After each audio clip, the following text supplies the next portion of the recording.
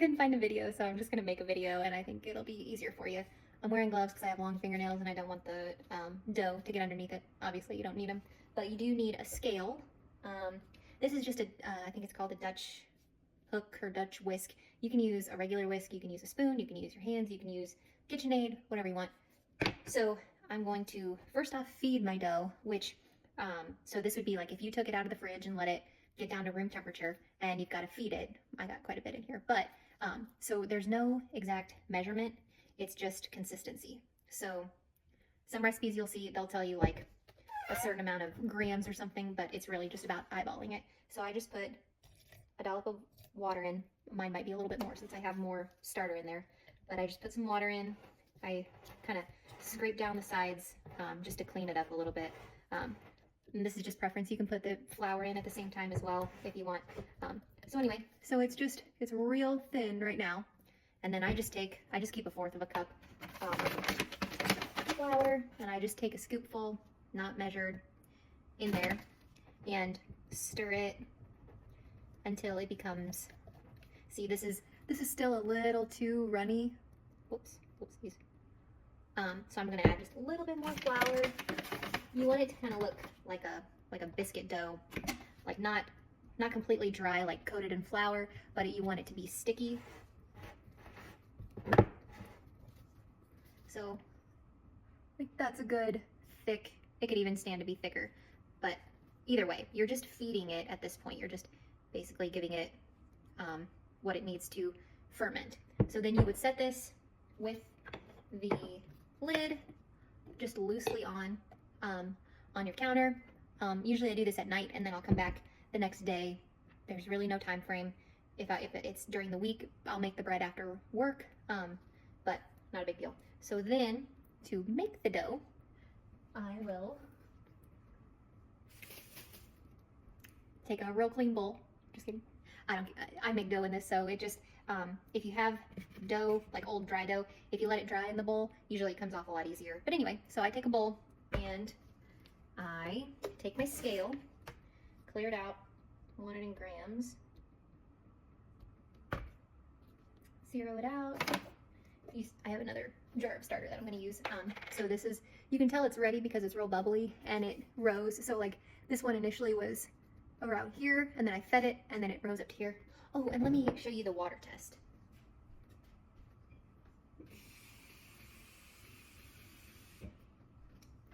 So you should be able to take just a cup of water and just from your starter that you think is ready, just take like a little, just a little droplet gently in the water and see how it's floating. That means it's ready. If yours doesn't float, I've made bread with it, but it could just also mean that it needs another day's feeding, so you could feed it again and then wait for the next day. Also, well, I'll tell you about discarding later, but anyway, okay, so back to making the dough. So you take your starter, and my recipe is between 125 grams of starter and 150. So we're just gonna do 150 just to see what, I don't really know what the difference is on how much starter you put in. I don't know if it makes it more bubbly. I don't know if it makes it more dense, whatever. Anyway, so you got your starter. I'm doing 150. I have 153 on the scale. It's not exact science. So I'm gonna zero that out. I take water. I keep water in this jug and I just keep it out on my countertop. I don't think it likes like immediately out of the sink water, and I don't think it likes cold water. So here I'm gonna do 285 grams of water.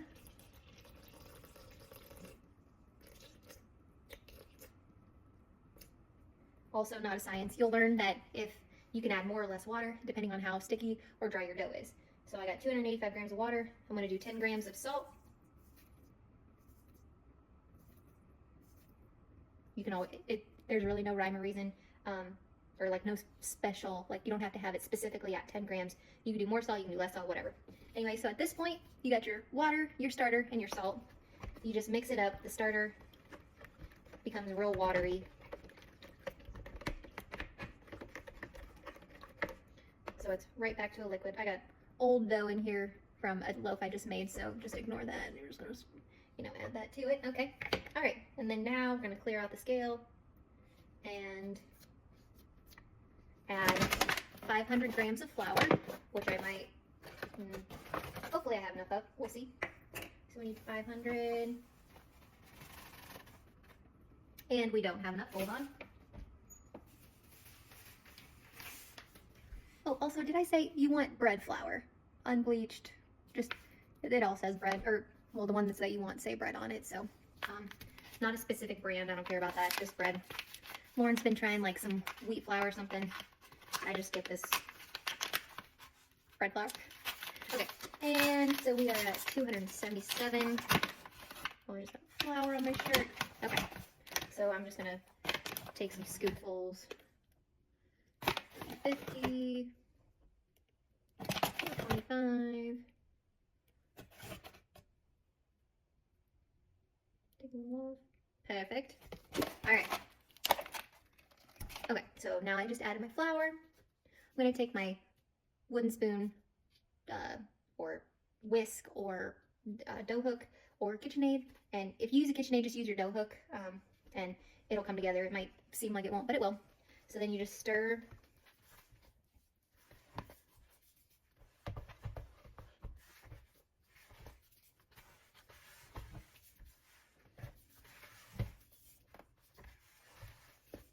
And then this is the part where I use my hands because it just kind of gets just messy. So, clean off my hook.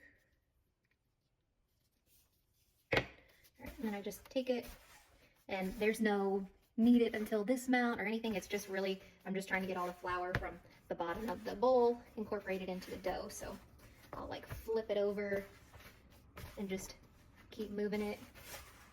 It's not going to become tough or anything if you sit here and work it.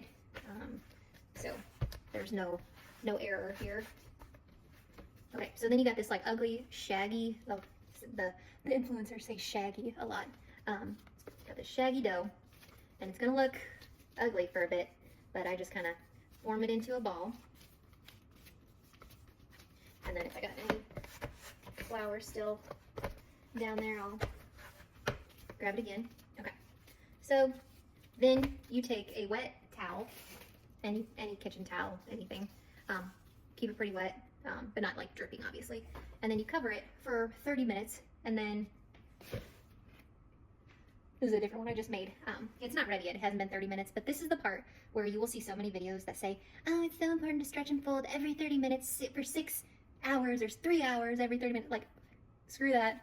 Just stretch and fold. Like, sometimes I'll stretch and fold once and then go to bed. Sometimes I don't stretch and fold. If I make it earlier in the day, I might walk past it and be like, why not stretch and fold? Okay, so your stretch and fold is where you just take the dough and you take it all four corners or whatever of a circle, and you're just gonna pull it. And then you're gonna, this one is not, it hasn't been sitting that long, so it's not that stretchy. And then you're just gonna fold it over. And then you're gonna rotate, grab that other corner, fold it over. But also, so that's the typical stretch and fold. Pull aside, fold it over. But also, here's what also doesn't matter.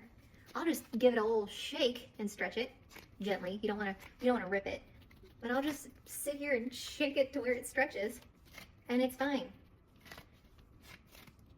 I'll just keep going like this, and then I'll roll it back up into a little ball. And then it's good. Cover it up. And then, so if I had done this tonight, I would stretch and fold once, put the wet towel on, and then I'd leave it on the counter overnight, go to bed. I'd get up in the morning, and if I had to go to work, if it's proofed enough, which it'll probably, once it's proofed, it'll fill out this container. I'll check it, and how I do that is I just get the back of my knuckle wet, and you go like this, you just indent it, and if that little indent lifts up eventually, like, within a minute, I'd say, then it's ready. If it doesn't lift up, like this one's still not lifting, obviously it's not ready yet. So by morning, I'll wake up, and I can't bake in the morning because it takes a while, so I'll just put this whole thing like this, make sure the towel's still wet, just put it in the fridge, and that stops the proofing, and then when you get home, you can bake it. And baking with the sourdough is, I'll video that too. Okay, bye. Okay, now we're gonna do a little stretch and fold again. Here's one of the doughs. So you're just gonna take it, lift it up, fold it over, pivot, grab the other corner, pull it, fold it, rotate, pull it, fold it.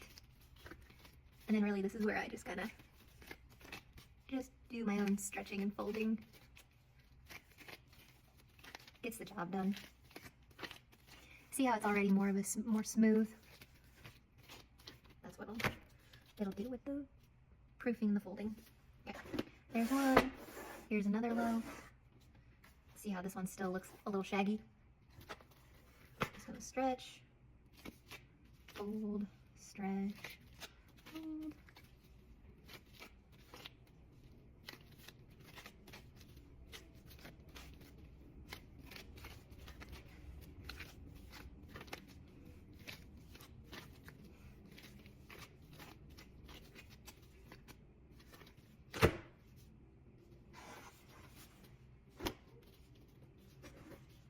And then this is where you would let them sit overnight on the counter. Just leave them be.